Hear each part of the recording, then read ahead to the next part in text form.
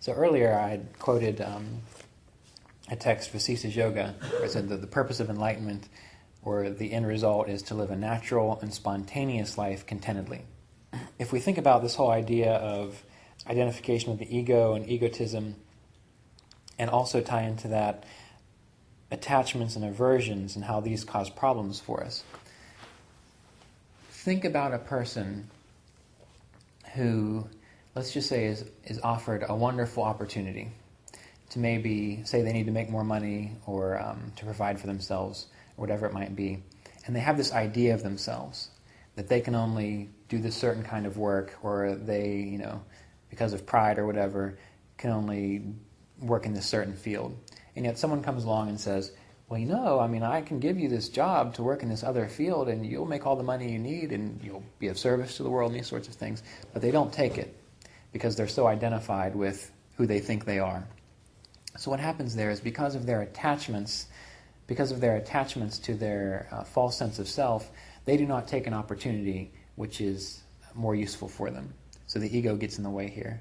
Or think about someone who is so identified with their lifestyle that they don't make changes to get healthy when they could. So the whole point of this is that the less we are attached to our false sense of self, the character that we've created, the less we're attached to that, the easier it is for us to live appropriately and spontaneously within the world, because we're not living from our past baggage.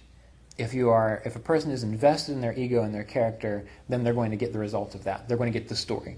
And we have to remember that the stories we read, the movies that we watch, they're not all just like everyone does everything appropriately and everything works out great. No, people make mistakes.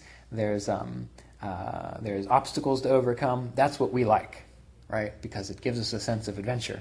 So if you like the sense of adventure, fine.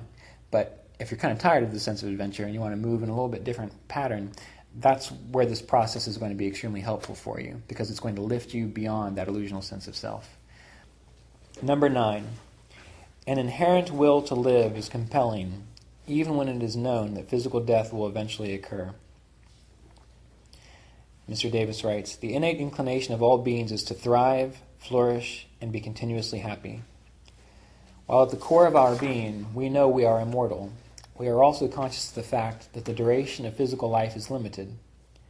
If we could live in this material world for hundreds, thousands, or millions of years, we would eventually have to leave it when the forces of the universe are withdrawn into the primordial field of nature.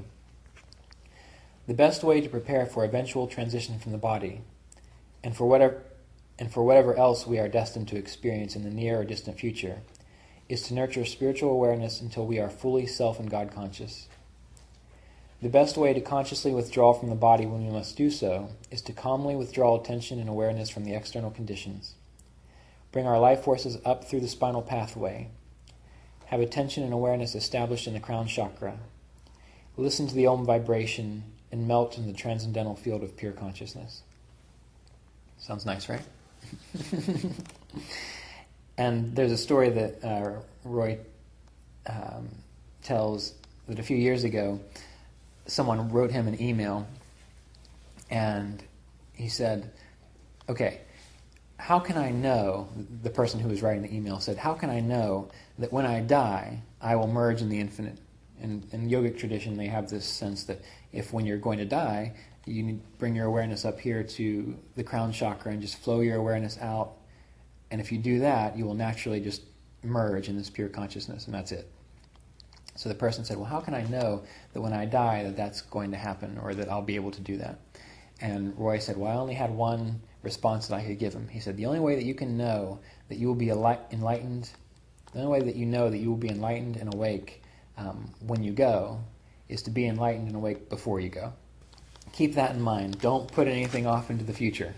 Work on it now, because wherever you are now, that's where you'll be then, to a degree.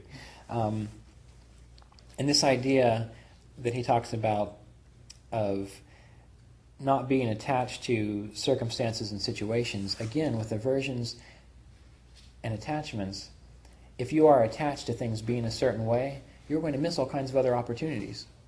It's the same thing with your meditation practice. If you are attached to seeing lights all the time when you meditate, and you want to see that all the time, and you're not able to let it go, you're not going to be able to experience the next thing, which is even better. So keep in mind that this whole point of attachments and aversions, it's not just to ruin your story.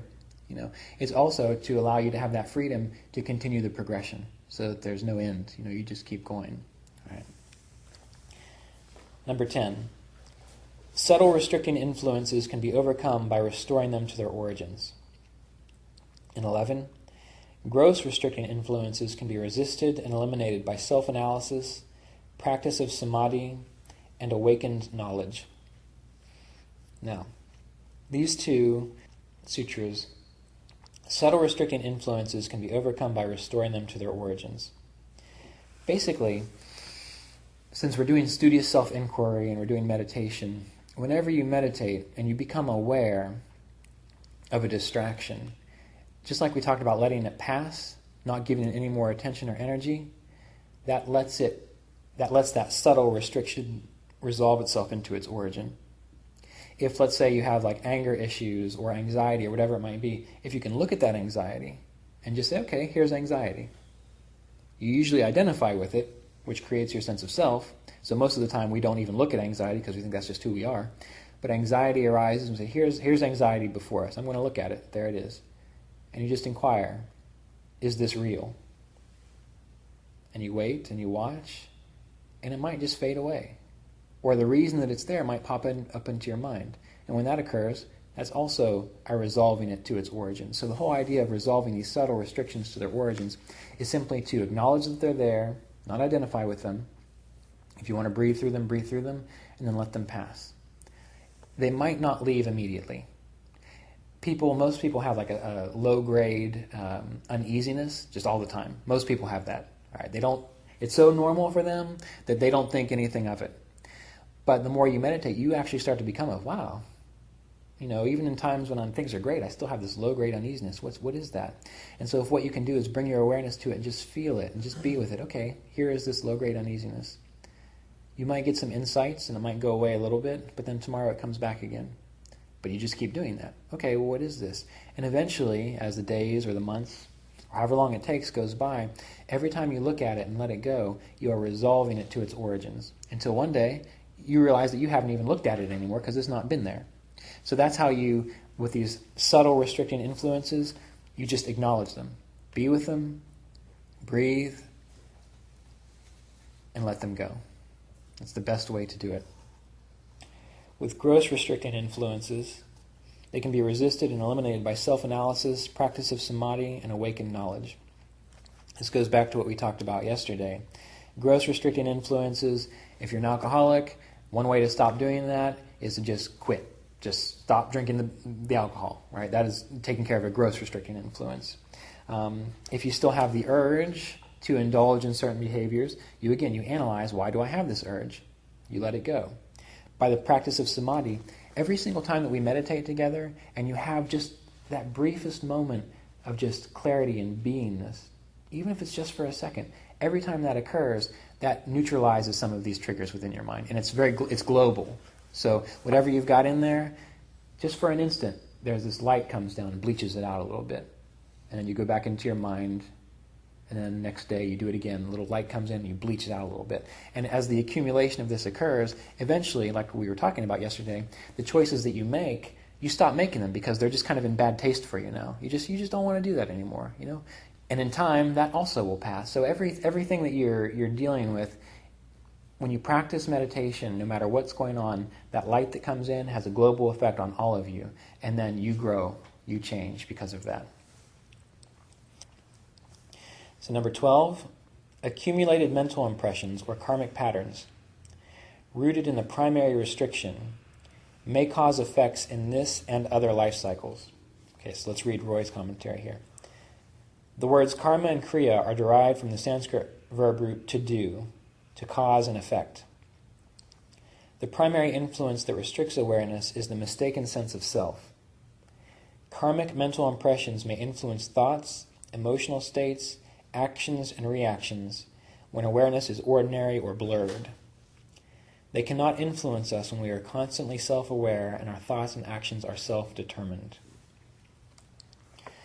The primary restriction is being identified with this false sense of self, the personality in the body. That is the main problem we all have. We're identified with a character. It's not us, really. When we can know that we are acting through a personality and a character, then we have the freedom to make other choices. It's just like if you're driving a car. If you are in control of that car, the car goes where you want it to, right? So then you are in control of the personality, which would be the vehicle. But if you don't know how to drive a car, and someone puts you on the road and says, just step on the gas, well, lots of problems can occur from there. So partially what this is indicating is by pulling back and being aware of what we are, then we learn to drive this vehicle of the personality. Can you explain the immortality part to me? Okay. What do you want to know? Well, so our bodies, I know, are not permanent. Right. But how are we immortal, I guess? Okay, so the body is not permanent. And this, to really understand it, like meditation is going to help a lot. So if you think about how you feel right now, how old are you? 28. Okay, so you're 28. So the 28-year-old Stephanie now, you have a sense of yourself, right? What is like the earliest memory that you have? How old would you have been then? I don't know, maybe 4. Okay, so young.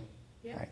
So when you think about 4-year-old Stephanie and the experience that she was having then, even though the experience was different and the body was different, do you really feel different from that person? No. Okay.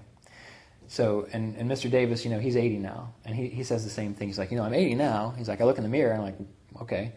But when I remember 30 and 20 and even back, like that, the thing that is aware of the body changing or the personality changing, that is still the same. Okay. And so when we meditate, when we are learning to pull back from identification with the body and identification with the thoughts and the personality, what happens is we become aware of this presence which is here now. It was here then, it was there before you were born, and it will be there after you are born. So the immortal part is not the things that we see and experience. The immortal part is the witness that has experienced everything that we experience. When we're talking about immortality, that is the focus that we're giving to it. Does that help? Is it, so once our bodies expire and we're no longer there to witness that body, Right. then we witness something else? You will witness something else, yes. Right. That will continue. The witnessing always continues. The particular thing you're witnessing changes. Okay. Right. Once you are aware of being that presence, you still have tendencies.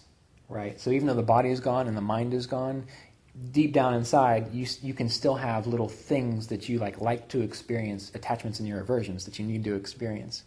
And so what happens is, the time comes around when there is a particular set of circumstances, certain set of parents, where you can go into that new body, baby, whatever it might be, and then you get to have those experiences that you have not yet quite neutralized. And that's why life keeps happening in certain ways, and that's why from the astrological perspective, when a person comes in, let's say they're abused when they're 4 and 5, and bad things happen to them, and they say, oh, my parents did this, and so on. Well, from the astrological perspective, that's not the case. The case is that you had that tendency to feel that way, and you needed a reason to feel that way. And so you came into the circumstances where these people were going to act in such a way, so you felt bad.